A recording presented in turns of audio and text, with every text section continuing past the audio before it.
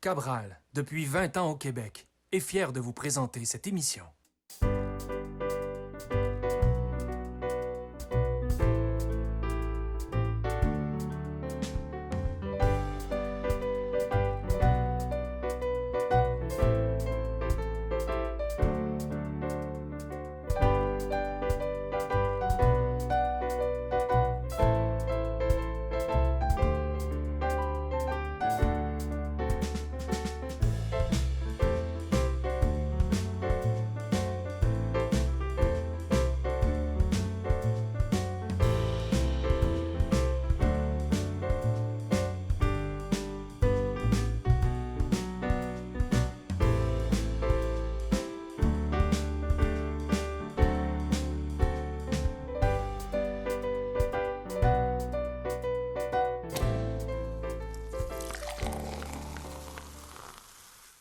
Aujourd'hui, j'aimerais vous présenter à Bárbara Jiménez Herrero, une ingénieure agronome énologue qui est née à l'Argentine. Mais c'est Bárbara qui va nous parler d'elle.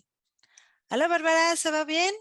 Allô, ça va bien. Merci beaucoup, Susanna, de cette opportunité que tu me donnes. Merci. Ah, merci à toi. Donc Bárbara, t'es née à l'Argentine, mais là, tu restes à Québec. Oui, en effet, je suis née à Mendoza, en Argentine, dans un vignoble. Et T'es née dans un vignoble? Oui, dans Ah, un ok. vignoble familial. Oui, Ok, dans un bien. gros vignoble à Mendoza, en Argentine. Et j'ai étudié agronomie, comme tu l'as très bien mentionné, et énologie, comme mon père. Et quand je suis sortie de l'université, Seagram's m'a offert un job, un travail en Argentine. On faisait les produits MOM, les mousses MOM et d'autres marques. Et c'est eux qui m'ont apporté au Canada. C'est grâce à eux ou à cause d'eux que je suis au Canada, au Québec. Ah, d'accord. Donc, je présume que la passion pour le vin me tenait dans un vignoble, non? Et en Oui. plus, ton père est un œnologue également. Oui, exactement. Je crois que la passion pour le vin dans moi est née au même moment que je suis née, on va dire comme ça. Moi, je dis toujours qu'au lieu du sang dans les veines, j'ai un mélange de sang et du vin qui parcourt mon corps. Pas parce que je bois beaucoup, sinon simplement parce que j'ai une passion pour cela depuis petite, pour les vins, pour la viticulture, pour la nature en général. Ah, d'accord. Donc, les tanins font partie de ta sang, non? Oui. J'ai ici avec moi ton CV. Donc, c'est un grand curriculum. Hein. D'abord, je vois que tu parles plusieurs langues. Tu parles... Oui, je parle 5 langues. Je Ok, parle donc... l'anglais, le français, évidemment l'espagnol, Oui, c'est ça. l'italien et le portugais. Et dans les cours que tu as pris, formation, les défauts du vin, Ah oui, tu as oui. pris beaucoup de formations. J'ai pris beaucoup d'informations. Moi, je considère très important ne jamais s'arrêter dans ce qu'on a fait à un certain moment. Si je me serais arrêtée à mon titre en 1997, mais je ne serais pas en actualité, on va dire, au niveau de toutes les recherches, les nouvelles choses qui se passent dans tous les domaines. Et le domaine du vin, il fait partie de ça aussi. Alors, On ne peut pas arrêter hein, d'apprendre. il ne faut pas s'arrêter, sinon on reste, on n'est plus up-to-date, comme on dit en anglais. Alors, je trouve que professionnellement, c'est important de toujours se mettre à jour. Et c'est pour ça que j'ai autant de cours, autant de cours de fait. Et c'est parce qu'il m'intéresse aussi. Je suis curieuse. D'accord. Je vois également directrice générale du domaine de Côte d'Ardoise. Oui, alors j'ai commencé à travailler au Côte d'Ardoise en année 2011 et j'ai commencé comme énologue simplement. Et Après, j'ai pris la partie viticole aussi. Et tout de suite après, j'ai pris la direction générale du domaine.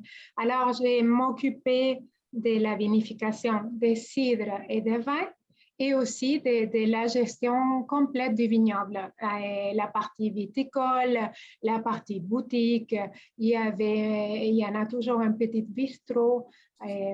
Alors, toute la partie maintenance de machinerie, je m'occupais de tout, embouteillage, etc. Alors, une gestion générale du vignoble. D'accord. Septembre 2011, tu avais une entreprise de consultation en énologie. Oui, exactement. Mon entreprise s'appelait BJH, Énologie Conseil. Et oui, j'ai travaillé avec deux collègues, Richard Bastien et Jérémy Daudeville, qui sont propriétaires de l'entreprise Eno-Québec. Et moi, à travers mon entreprise, on faisait la consultation pour les vignerons québécois et les cidriculteurs aussi. Alors, j'avais à ce moment-là, c'était 10 vignerons à part les Côtes d'Ardoise.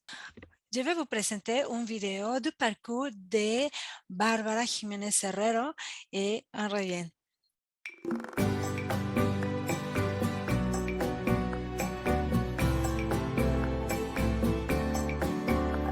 De belles jambes sous une robe bourgogne ne me lassent de regarder. Parfum de fruits et bouquet de roses, ça c'est un bonheur. C'est la beauté du vin, oui la beauté du vin.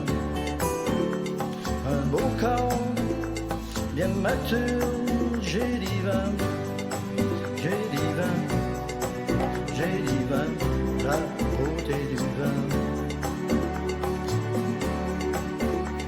Vie de château, vin de domaine, vignoble et vin snob.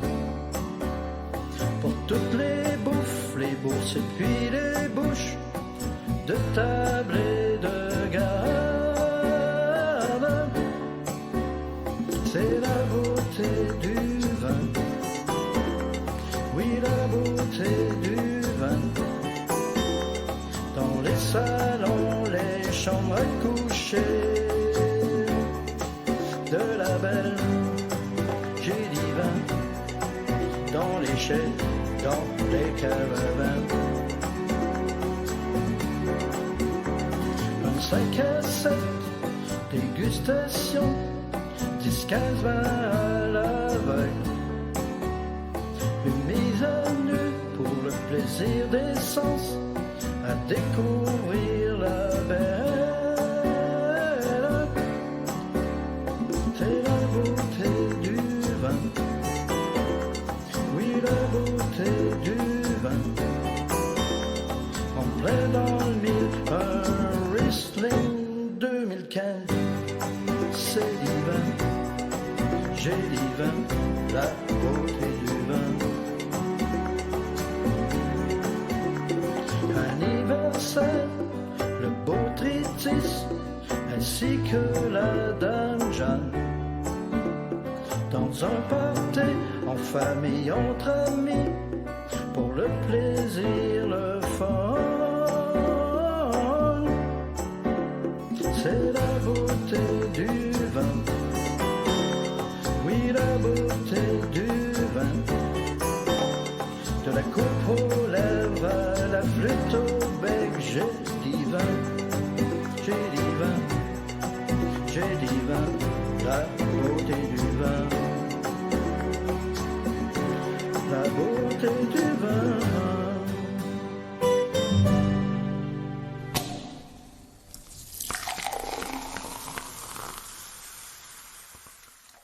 Donc, tu étais l'analogue de la Société des alcools de Québec pendant 5 ans, si je ne me trompe pas. Pendant 7 ans, non? 7 ans.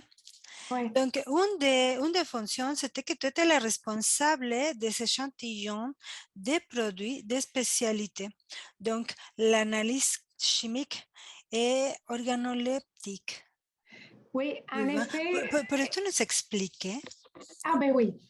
Et au moment que j'ai travaillé à la Société des alcools de Québec, aujourd'hui, il y a des choses qui ont changé. Mais à ce D'accord. moment-là, je m'occupais alors de ce qu'on appelle les portfolios des produits canadiens dans un des portfolios. Je m'occupais aussi des artisans. Alors, la partie aide aux artisans et aide au niveau des questions qu'ils pouvaient avoir par rapport à la vinification. Alors, je m'occupais un peu de eux et aussi des produits et des approvisionnements par l'eau. Alors, qu'est-ce que ça veut dire? Il y a certains produits qui rentrent à la SAQ en continu. Alors, à chaque fois, ils se font recommander quand les stocks ils descendent à un certain niveau. Mm. Il y a d'autres qui rentrent par l'eau, une eau spécifique, un millésime spécifique. C'est des produits des fois plus dispendieux. Alors, quand on les reçoit, on les recevait, on les faisait analyser par les laboratoires et moi, je recevais les certificats d'analyse. Alors, je faisais un contrôle de toutes les composantes chimiques. Alors, je regardais qu'est-ce qu'étaient les certificats d'analyse, si c'était conforme et aux normes québécoises et canadiennes et si les produits étaient dans le niveau légal de toutes les limites, comme par exemple les sulfites ou par exemple le pourcentage d'alcool, étiquette, produit. Alors, je faisais un contrôle de l'étiquette et évidemment un contrôle organoleptique. Qu'est-ce que ça veut dire? Une dégustation. Alors, on fait une analyse visuelle, voir si le produit est trouble. Alors, est-ce qu'ils ont filtré ou pas? Et est-ce que le produit au niveau aromatique, il est bon ou est-ce qu'il y a des défauts? Et au niveau gustatif, la même chose. Est-ce que le produit est conforme? Est-ce qu'il est défectueux? Alors, s'il est défectueux, évidemment, le produit est refusé. Et s'il est conforme et le niveau, autant au niveau organoleptique, alors visuel, olfactif et gustatif, qu'au niveau étiquette et analyse chimique, le produit est accepté par la SAQ et il est commercialisé dans le réseau de la SAQ. D'accord, donc je comprends que tous les produits que nous avons ici dans la succursale d'alcool, dans la Société des alcools de Québec, il faut qu'ils viennent, mais il faut qu'ils passent pour un laboratoire pour Oui, confirmer, pour vérifier que tout est en réglementation, que c'est un bon produit. exact. Ça, et l'étiquette qui vient coller dans la bouteille doit avoir une correspondance avec ce que le laboratoire découvre. C'est ça? Exactement. Alors, l'étiquette, on a des normes au niveau Canada et au niveau québécois.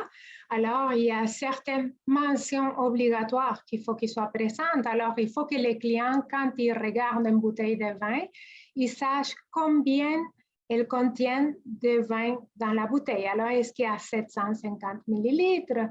Est-ce qu'il y a 1,5 litres? Est-ce qu'il y a 3 ou 4 litres? Il faut qu'il soit indiqué dans les cas des vigniers. Les degrés d'alcool, hein? Le pourcentage d'alcool, est-ce que le pourcentage d'alcool, il est bien indiqué? Alors, par exemple, on analyse les vins et le pourcentage d'alcool est de 14, mais l'étiquette est dit 12, mais il n'est pas conforme. Il faut la corriger. Alors, on a des limites légales.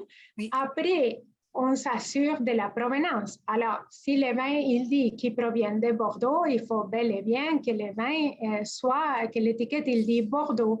Et toute la partie légale est en relation à l'adresse du producteur, du fournisseur, et il est contrôlé aussi.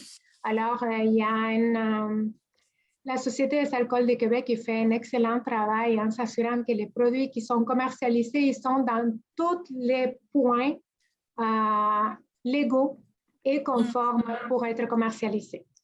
D'accord. Barbara, pourrais-tu nous parler de l'Argentine? Qu'est-ce qu'on mange à l'Argentine? Qu'est-ce qu'on boit à Oh, l'Argentine? C'est quoi la oh. culture argentine? Alors, qu'est-ce qu'on mange en Argentine? On mange beaucoup de viande, Mhm. et, des viandes de bœuf. Et, alors, et on mange d'autres plats typiques avec de la viande aussi, ça s'appelle empanadas. Ay, Mais pour sí. ces... Ah, si, c'est vraiment génial, hein. Yo sé. Mais la viande, en effet, on mange ce qu'on appelle asados, hein. Sí, Ça, c'est les plats typiques de l'amitié, on va dire. Quand on reçoit quelqu'un, on reçoit avec un bon asado. sí. Et on considère, moi je dirais, entre 750 grammes de viande pour une femme et à peu près un kilo de viande pour un homme par, au moment du midi ou bien la nuit, au soir. Et alors, c'est beaucoup de viande. Un kilo de viande, ici, je ne pense pas qu'il y a une personne qui mange à elle seule un kilo de viande. Et Mais il y a alors, des personnes c'est qui ça. peuvent manger même 10 empanadas, par exemple. Ah Par oui, exemple, moi. des empanadas, c'est délicieux. J'ai hâte d'en Si, manger. je sais. Et concernant les vins, qu'est-ce qu'on boit? Alors, le vin, en général, évidemment, viande rouge, vin rouge. Et en général, il y en a qui prennent du blanc, comme ma mère prend du torrontés et c'est tout. Avec Ay, n'importe quoi, c'est du sí. torrontés. Alors, Ay, c'est un sí, vin très, très blanc. parfumé. Oui, Ça, très c'est un parfumé. vin de femme. Oui. Oui, mais en général, on prend du vin rouge. Évidemment, les cépages typiques chez nous, c'est les Malbec. Mhm. Mais il y a du tout, hein, Cabernet Sauvignon, Syrah, Tempranillo, Sangiovese, il y a un peu de tous les cépages. Mais le Malbec est très présent et il est très, très, très alcooleux. Alors, tu te trouves facilement avec 14,7% d'alcool, 14,5% d'alcool sans problème à Mendoza.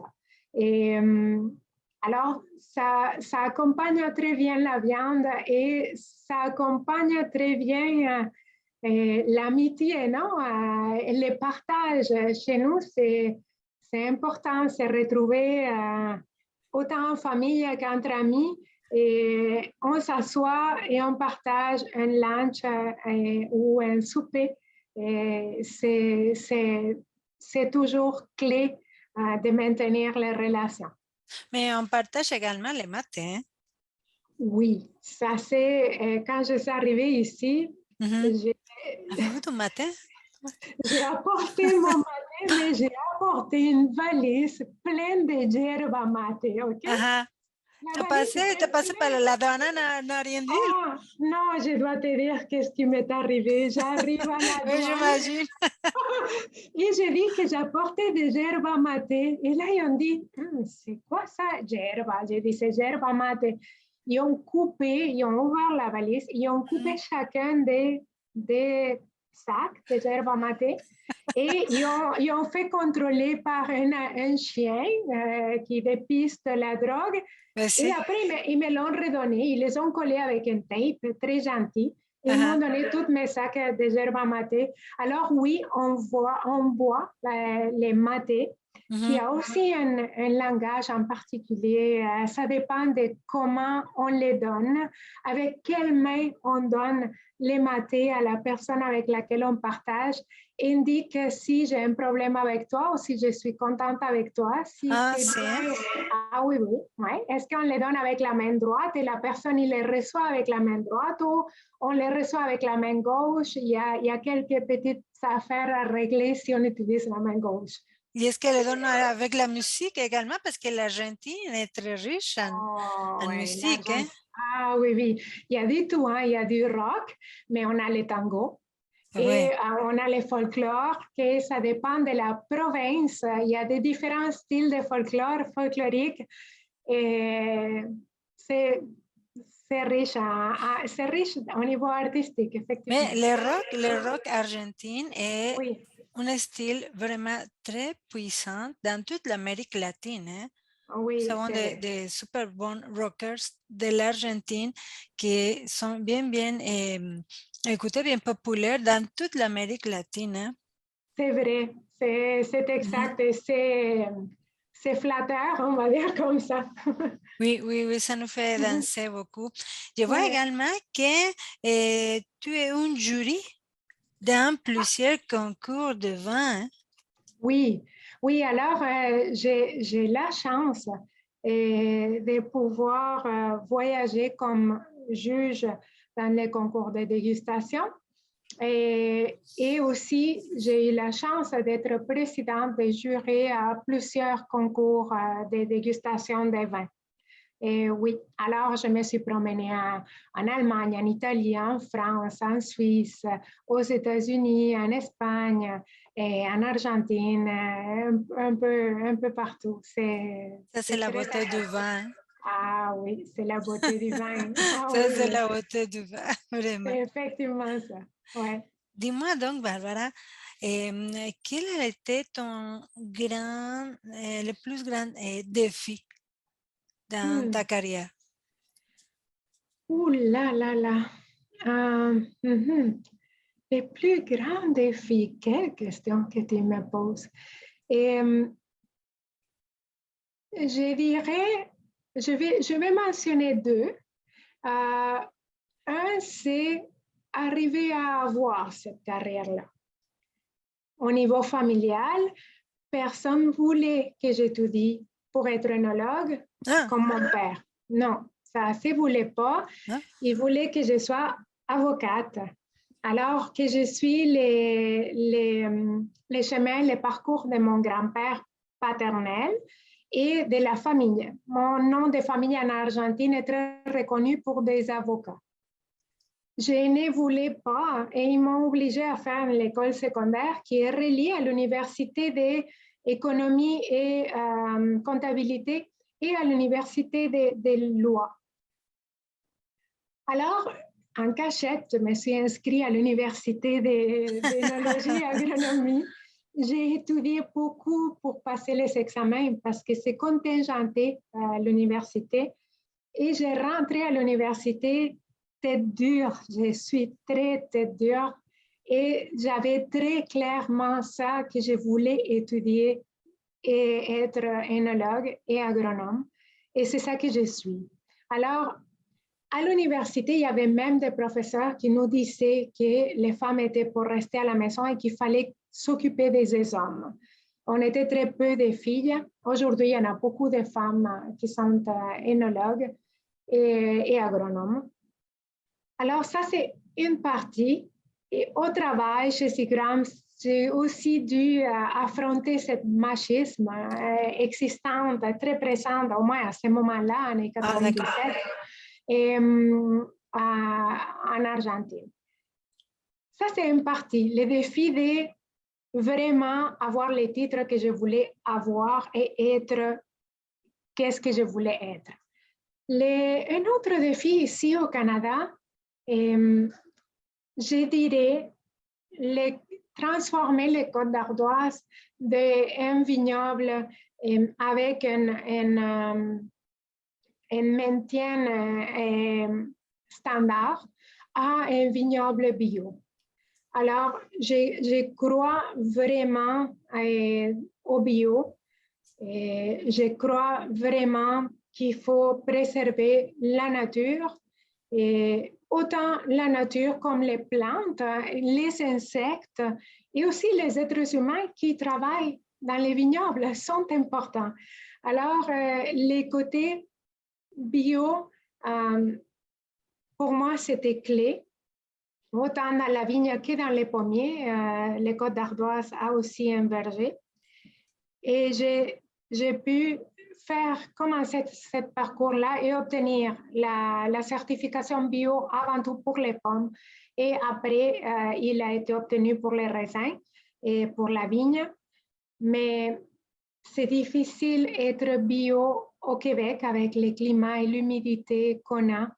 Et la possibilité d'avoir des micro-organismes, des moisissures qui attaquent la vigne et des insectes. en faisant bio. Il y en a de plus en plus qui le font, mais moi, je suis très fière d'avoir accompli ça et ça n'a pas été facile. Alors, c'était un Oui, gros j'imagine. défi. Oui, c'est Oui, ça. j'imagine. Donc, avec un parcours de plus de 20 ans dans le monde de l'œnologie, Ouais. comme agronome et dans le monde du vin, ici au Québec, et là, tu retournes à l'Argentine. C'est ça, tu vas retourner chez vous. Oui, je retourne en Argentine. En effet, j'ai dit merci au Canada et merci au Québec, hein, parce qu'aujourd'hui, je suis qui je suis grâce à ça, hein, au Canada et au Québec. Et je retourne chez nous. Je reprends les domaines familiales. Ça fait 4 saisons, écoute-moi. Ça fait 4 générations hein, que les vignobles est dans ma famille et dans la famille de mon père. Et j'ai rentré à l'école primaire en voulant faire ce que mon père faisait. D'accord. Primaire, regarde comment c'était déjà ancré chez moi. Et j'ai toujours voulu reprendre les vignobles familiales. Évidemment, mon père, il s'en occupait, c'était sa passion aussi.